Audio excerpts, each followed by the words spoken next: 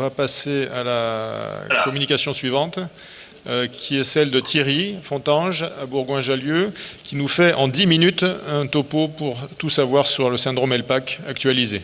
Thierry.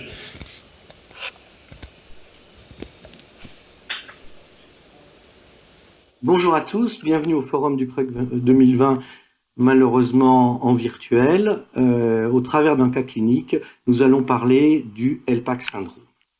Il s'agit de l'histoire de Sandrine, cette jeune femme de 22 ans, stressée, angoissée, qui dort mal et grosse fumeuse, qui vient et qui est adressée par son médecin pour une gastroscopie en raison de douleurs épigastriques tout à fait atypiques.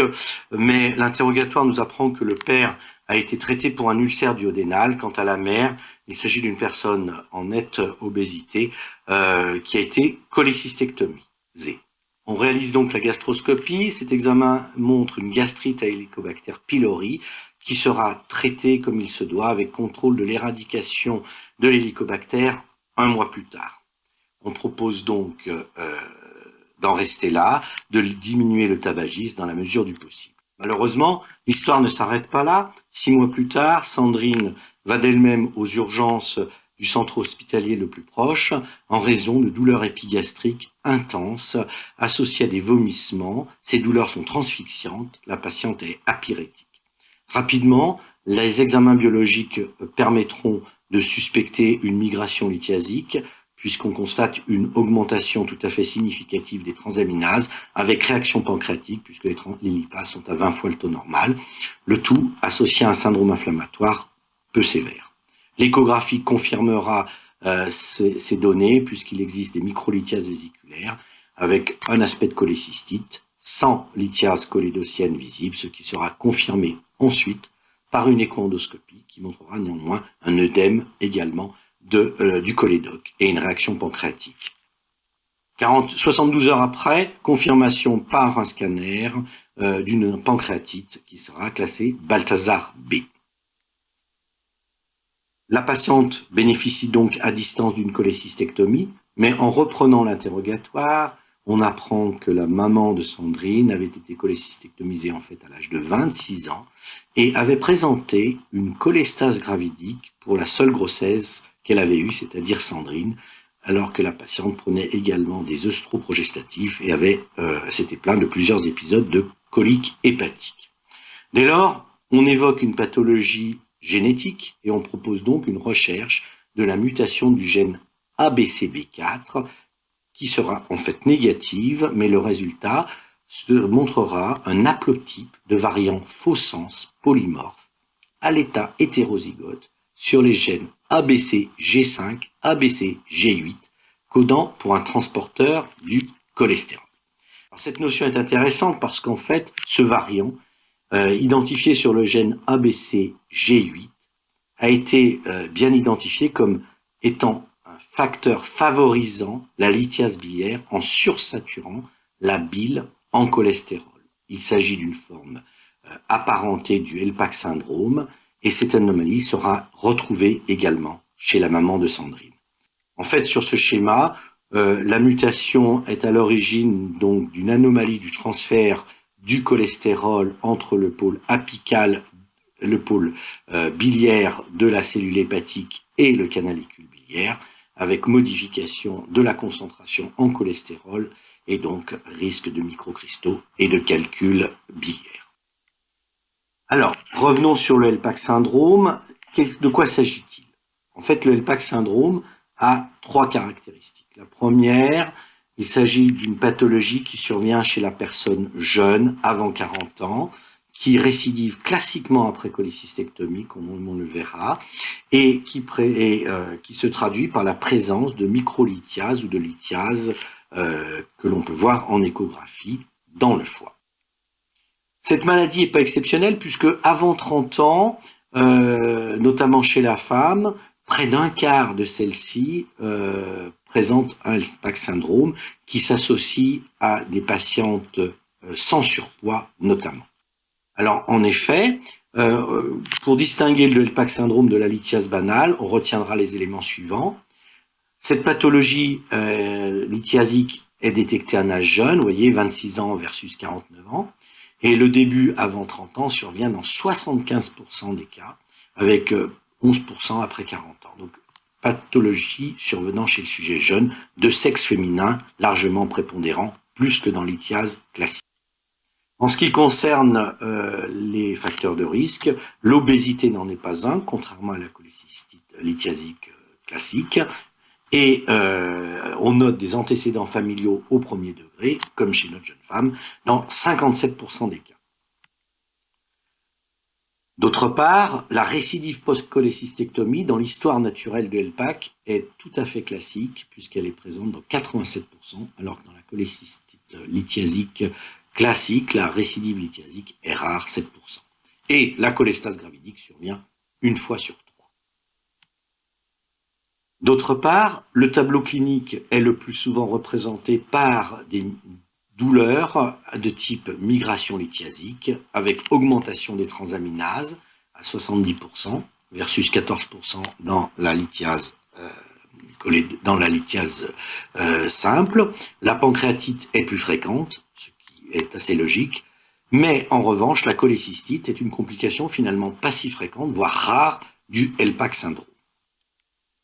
Comment confirmer le diagnostic? Eh bien, il est important de sensibiliser le radiologue pour qu'il recherche des signes typiques de la maladie, à savoir des queues de comète le long de l'arbre biliaire, ou du moins retrouver de façon moins classique du sludge, des micro ou des macro-calculs. Les derniers macro-calculs sont de toute façon assez rares dans cette pathologie. On retrouve sur ces photos, sur ces échographies, l'aspect de queue de comète, l'aspect de lithiase intrahépatique, pathognomonique de la maladie. Comment affirmer le diagnostic? Faut-il rechercher un génotypage ABCB4? Faut-il faire un génotypage ABCB4? Évidemment, cela confirmerait le diagnostic et permettrait de faire un dépistage familial. Cependant, son coût est élevé, l'obtention des résultats est assez longue, plutôt plus d'1 an, et en fait, comme on l'a vu dans le cas de notre jeune patiente, il n'y a pas de mutation dans un cas sur 2. Donc, il n'est pas indispensable de faire cette recherche. Notre cas clinique est donc apparenté au LPAC syndrome, qui est, lui, une mutation ABCB4. 50%, on vient de voir, ABCB4 non muté. Le traitement par l'acide ursodesoxycholique au long cours est justifié pour éviter, d'une part, que les crises de colique hépatique ne se répètent, d'autre part, le risque de cholestase gravidique, et donc, on l'a vu 1 fois sur 3, et donc de prématurité dans ce cas-là qui survient 2 fois sur 3. À terme, le risque de cholangite biliaire secondaire et plus exceptionnellement, évidemment, le risque de cholangiocarcinome. La dose recommandée est de 7 à 10 mg par kilo. Le traitement doit être poursuivi car l'arrêt s'accompagnera inexorablement d'un risque de récidive clinique. Cette efficacité du traitement est d'autant plus marquée que le traitement est débuté précocement. Comme vous le savez, l'acide ursodesoxycholique est bien toléré et dans les rares cas où il n'est pas bien toléré par notamment des diarrhées, on peut tenter les éthymides, c'est-à-dire les étrols.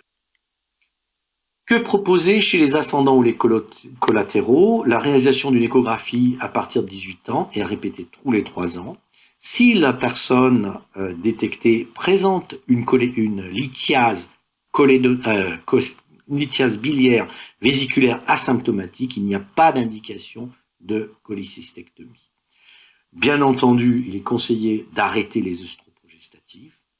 Et même si la personne est asymptomatique, il est logique d'envisager un traitement par AUDC à la dose de 7 à 10 mg par kilo, ce qui permettra d'éviter à la patiente de devenir symptomatique. En conclusion, sur un faisceau d'arguments, il faut savoir penser au LPAC syndrome ou apparenté. Rappelons le contexte, patient plutôt de sexe féminin, jeune, sans obésité, qui a des antécédents familiaux ou personnels de cholestase gravidique et de cholécystectomie au niveau familial. Le traitement de référence est simple, c'est l'AUDC, et la chirurgie ne sera proposée qu'en cas de complications documentées, c'est-à-dire en cas de cholécystite ou de pancréatite. La recherche d'une mutation est toujours possible, mais est discutable. Je vous remercie de votre attention. Merci beaucoup Thierry, c'était très clair. Pierre a une question pour toi. Oui Thierry, moi j'ai une question sur le dépistage familial. Tu as parlé d'échographie chez les apparentés, si bien compris, au premier degré. Donc en fait, cette patiente, ou tout au moins tu prends un probant qui a une mutation positive, chez les enfants, tu vas t'arrêter à l'échographie, il n'y aura pas donc de dépistage, il n'y aura pas d'enquête génétique à faire? Parce que ça change un peu la donne, parce que tu peux les mettre, s'ils ont une simple lithiase, tu peux les mettre sous AUDC en préventif. La réponse, Oui, elle est... C'est un choix. Effectivement,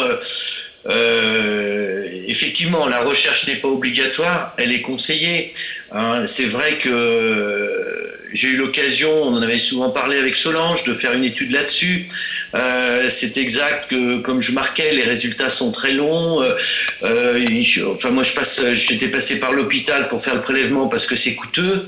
Donc, c'est un petit peu quand on se retrouve dans des situations de jeunes, comme on peut le voir, un peu défavorisés et tout, c'est quand même assez compliqué. Voilà, c'est pour ça. Mais scientifiquement parlant, vous envoyez le prélèvement à Saint-Antoine, dans le laboratoire de biologie et de génétique médicale, et c'est vrai que c'est la meilleure chose à faire. Je suis d'accord avec toi, Pierre. Tout à fait d'accord. Mais plus difficile en pratique, ok. Très Merci. bien. D'un point de vue pratique, pour ma gouverne personnelle, on appelle ça lithiase intrahépatique, mais j'entends souvent que c'est plus de l'inflammation des petits canaux biliaires liée à ce déficit. Non, tu n'as pas vu de choses là-dessus? Non, et puis effectivement, tu as quand même ces micro-lithiases. Et en fait, je ne sais pas dans votre expérience, mais c'est vrai que quand on met ces patientes sous AUDC, c'est quand même assez surprenant de voir l'efficacité thérapeutique. Une dernière question de Corinne qui nous demande est-ce que tu fais une surveillance échographique chez ces patients et en cas d'échec du traitement, parce que s'ils continuent à avoir des crises, est-ce que tu augmentes un peu la posologie pour voir? Oui. Exactement, c'est bonne question. Pas du tout, je fais aucune échographie systématique pour voir si la lithiase a disparu, les queues de comète ont disparu, j'en vois pas l'intérêt. Le patient, il est suivi sur le plan clinique simplement. Et deuxièmement, effectivement, on a été amené à augmenter à 10-12 mg kilo. Ouais. En revanche, j'ai aucune expérience de lésétrol dans cette pathologie. Je ne sais pas si Solange, tu en as eu. Solange, un dernier commentaire? Non. Eh bien, merci pour cette première session.